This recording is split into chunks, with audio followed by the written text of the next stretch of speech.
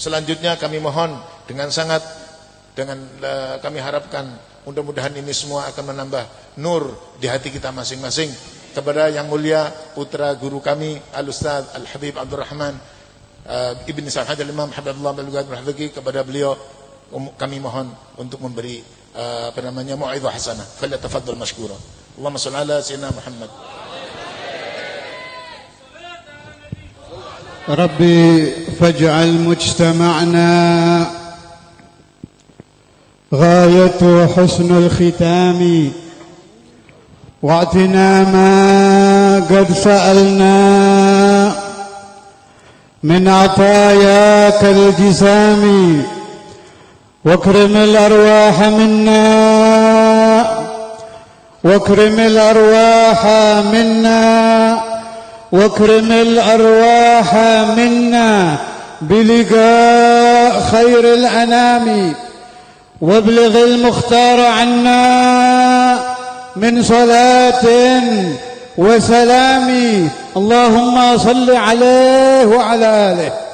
الحمد لله والصلاة والسلام على سيدنا رسول الله محمد بن عبد الله وعلى آله وأصحابه ومن تبع هداه وولاه. أما بعد, para habaib, para sadah, para ulama, para dzurriyyah almarhum birahmatil hayyil qayyum, maha guru kami Syekhuna Ki Said bin Armiya, mudah-mudahan saya sebagai salah seorang santri beliau, semua yang hadir yang pernah mengecap pemahaman dari beliau, yang memahami dari hari ke hari kalimatu la ilaha illallah, la ilaha, memahami kalimatu la ilaha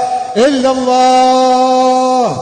Ketika saya berada di pesantren ini, bertahun-tahun saya menimba ilmu tauhid sepeninggal Sayyidina wa Maulana Al-Walid Al-Habib Abdullah bin Abdul Qadir bil Faqih. Kita harus jujur, kita harus mengakui, hilangkan rasa kesombongan bahwa ilmu tempatnya tidak diduga-duga. Pemahaman ilmu terkadang kita cari di kanan, dia berada di kiri.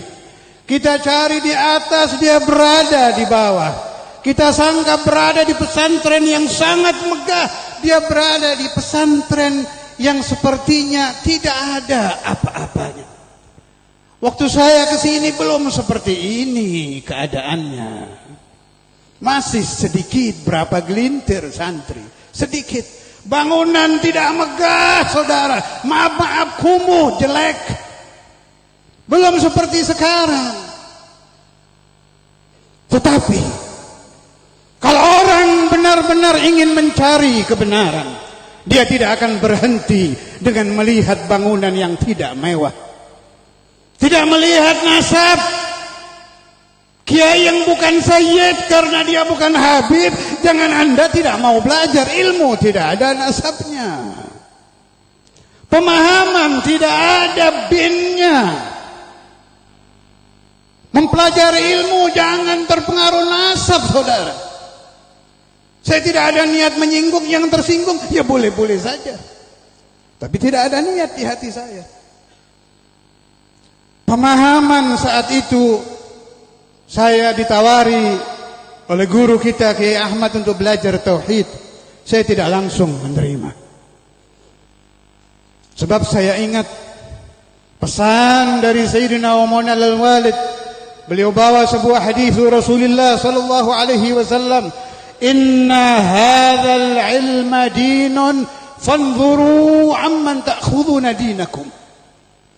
Jangan main-main, kata Nabi, kalau mengambil pemahaman agama, hati-hati. Hati-hati, kata Nabi. Pemahaman yang kamu ambil ini pemahaman agama, bukan pemahaman dasar-dasar negara. Bukan pemahaman Undang-Undang 45, meskipun penting untuk negara kita dan harus kita pahami juga, kita ikuti juga, tapi beda. Pancasila dan Undang-Undang Dasar tidak berasal dari Allah Subhanahu wa Ta'ala.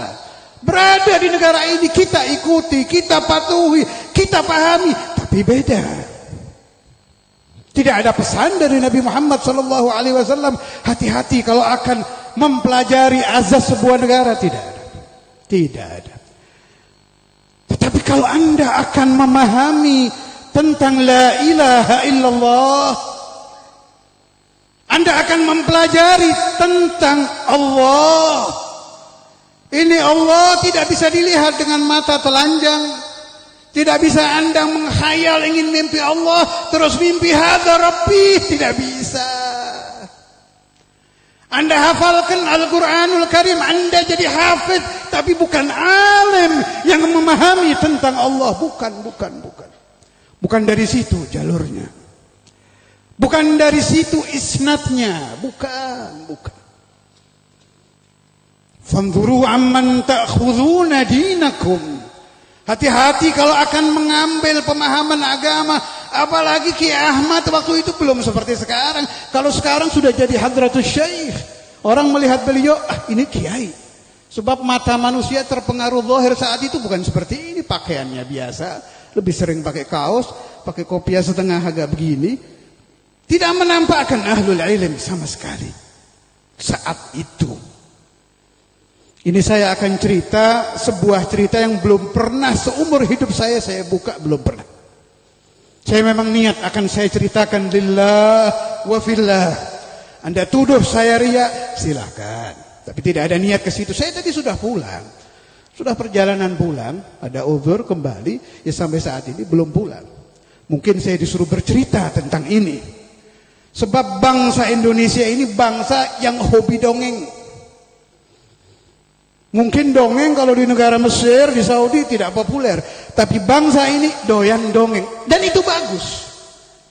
Terkadang seorang tua ketika dia melakukan dosa, ketika dia bermaksiat kepada Tuhan, yang dia ingat nasihat nenek moyangnya yang berbentuk dongeng. Bisa sadar dia dari situ. Saat itu ketika hati saya gundah, ini benar apa tidak? Apalagi tidak boleh pakai bahasa Indonesia, saudara. Kata Kiai Ahmad, ini ijazahnya dari sana bahasa Jawa. Alhamdulillah saya paham bahasa Jawa, tapi bahasa Jawa Tegal beda. Kasar-kasar sedep. Kalau Jawa Timur halus-halus nikmat, beda. Kalau Tegal kasar-kasar sedep. Saya dari Jawa Timur dipaksa harus pakai bahasa Tegal. Jadi maju mundur, iya apa tidak ini. Kiai Ahmad cerita, ini begini, saya dulu dapat isyarah mimpi ini, Habib Saleh Tanggul, Habib Husain Warbatan, Bapak jenengan kesini waktu itu saya dipanggil, Allimin nas allamakallah, Allimin nas allamakallah. Belum menerima hati saya. Sebab saya kalau kata ibu saya ini cengkal. Jujur saja, nggak gampang saya ikut orang itu. Tidak gampang, masih ragu saya. Dilihat kitab, ini benar wujud kidam bako dalil ini. Tapi entah hati masih belum. Di tengah-tengah saya seperti itu, saya bermimpi Rasulullah sallallahu alaihi wasallam dan Syekhuna Kiai Said duduk di depan Nabi Muhammad sallallahu alaihi wasallam. Wallahi ini mimpi hak. Saya tidak pernah buka kepada orang. Ini mungkin kali terakhir saya hadir hall. Saya tidak suka keluar. Sudah lama saya tidak keluar. Tapi ini penting harus saya buka. Saya sudah tidak suka berkumpul dengan orang. Saya lebih suka di rumah membaca kitab, ibadah. Tapi saya ditakdirkan saya buka. Tolong dipahami. Jadikan prinsip. Tidak gampang kiai dibenarkan Nabi Muhammad sallallahu alaihi wasallam. Kiai Said membaca risalah awal di depan Rasulullah sallallahu alaihi wasallam. Karena saya kotor, saya tidak melihat muka Nabi dari depan tapi dari belakang. Nabi Muhammad sallallahu alaihi wasallam memakai gamis putih. Imamah Rida, Syekhuna duduk di depan Nabi. Baca. Di awal dulu cetakannya masih coklat. Kurang bagus cetakannya yang dulu itu. Itu yang beliau baca di depan Nabi. Kemudian saya teringat pesan Sayyidina Maulana Al-Walid Al-Habib Abdullah bin Abdul Qadir Al-Faqih. Kalau mimpi Rasulullah sallallahu alaihi wasallam tidak mungkin dari syaitan. Hak. Famadha ba'dal haqqi illa ad-dhalal, kata Al-Quran. Kalau ada seorang dibenarkan Nabi Muhammad sallallahu alaihi wasallam, baru jatuh ego saya, baru jatuh kecengkalan saya, kekakuan saya hilang. Ini orang benar. Ini orang bisa membawa orang kepada Allah. Saudara-saudara saya, ada orang-orang yang sudah meninggal masih bisa mendidik, disebut murabbir ruh. Jasadnya mati tapi bisa mendidik. Kalau anda ziarah ke para wali, kata Al-Habib Abdul Qadir bin Ahmad bin Faqih, idza jalasta indal wali ma asabaka al-matar asabatka ar-rushusha. Kalau engkau duduk di depan wali, kalau engkau ahli dosa mungkin tidak mendapat hujan rahmat, tapi mendapat percikan rahmat. Satu percikan rahmat dari Allah yang anda dapat di depan makam wali. Kalau anda tidak suka solat, anda akan dirubah menjadi ahlus salah. Yang kalau Ramadan belum puasa akan dijadikan ahlus siyam. Yang hatinya kaku, tidak cinta kepada ulama akan dilunakkan untuk mencintai ahlullah. Yang tidak suka membaca Quran akan menjadi ahlul Quran.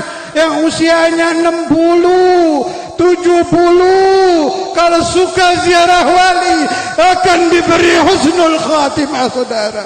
Akan diberi husnul khatimah. Anda akan kemana lagi? Sebentar lagi akan meninggal, akan masuk alam kubur, akan berhadapan dengan munkar wa nakir. Siapapun anda, kiaikah, sayyidkah, pejabatkah, alimkah, siapa saja ada, akan masuk ke alam qabr, akan bertemu al-munkar wa nakir, akan dicabut oleh malaikat Israel, imma ilal jannah wa imma ilan nar. Kalau tidak ahlul jannah akan menjadi ahlul nar. Na'udzubillah, na'udzubillah, na'udzubillah. Angkat tangan anda, saya ajak anda berdoa. Hilangkan sombong-sombong, ditaruh dulu. Tawajjuh, hadapkan hati kepada hadzal wali. Tawajjuh, tawajjuh, hadapkan hati, hadapkan hati. Wahai pendosa, wahai orang yang tidak salat, wahai orang yang punya hutang tidak bayar, yang punya hutang puasa belum membayar, pejamkan matamu, hadapkan hatimu kepada waliun min auliyaillah. Kita memohon kepada Allah, memohon kepada Allah. Ikuti saya. Allahu Allah, Allahu Allah, Allahu Allah, Allahu Allah. Ya Allah, ya Allah, ya Allah, ya Allah, ya Allah. Ighfir dzunubana, ampuni dosa kami di hadapan waliun min auliyaik. Kami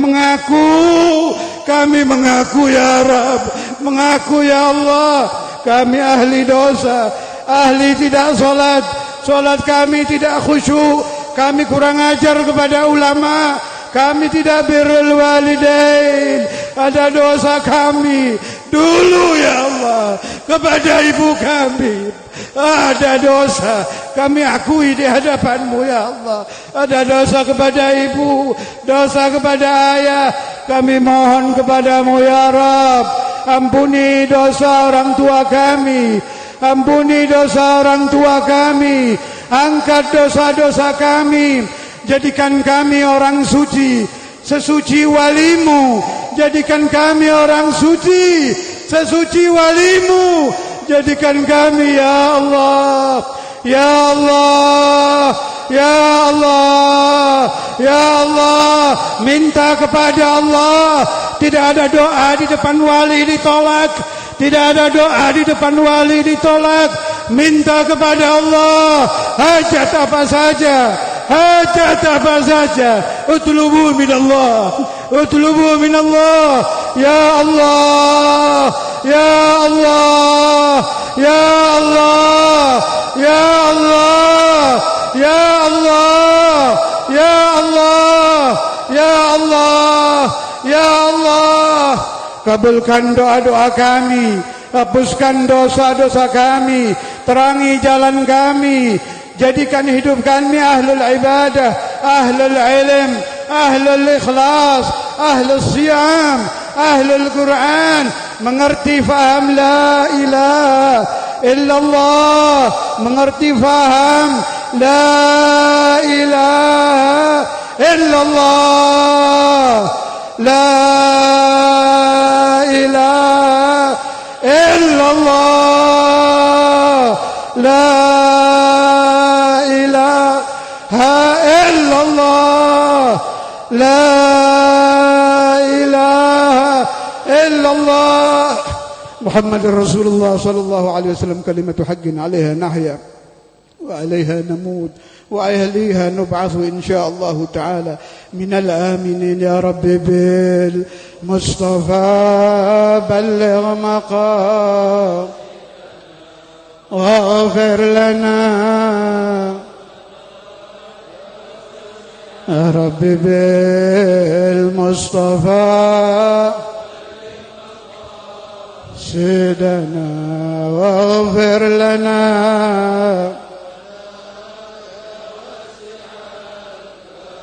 يا رب بالمصطفى سيدنا واغفر لنا. يا واسع هو الحبيب الذي لكل هول من هو الحبيب الذي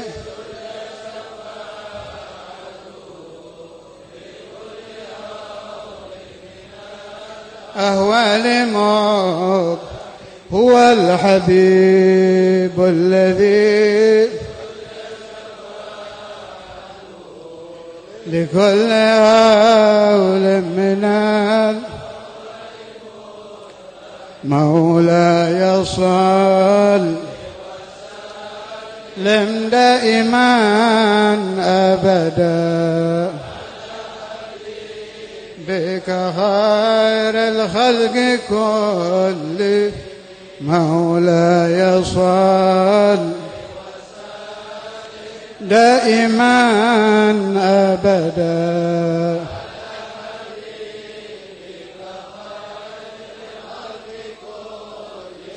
مولاي صل لم دائما أبدا.